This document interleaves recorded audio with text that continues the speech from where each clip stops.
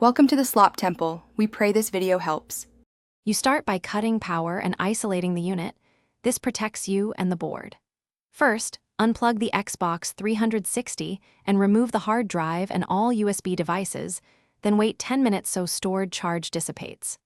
Once done, set the console on a flat, static-free surface and remove the outer case using a Phillips screwdriver.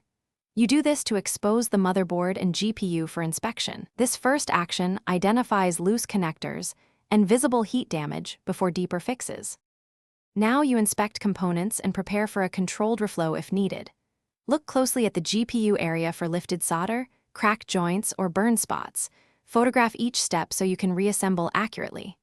Next, remove old thermal paste and dust with 90% plus isopropyl alcohol and a soft brush. Then let the board dry completely.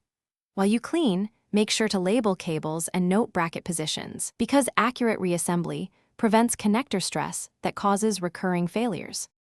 For the final repair, you perform a careful reflow and then reassemble. Preheat the GPU area and use a heat gun at roughly 350 to 400 degrees Fahrenheit, moving in short, even passes for 1 to 2 minutes total. This helps reflow cracked solder joints. Once cooled, reapply a thin layer of new thermal paste and reinstall the heatsink, then reconnect everything and power up. If the red ring returns, try reseating the power and AV sockets, and consider professional BGA reballing as the definitive fix. Thanks for watching. Consider subscribing if we helped you.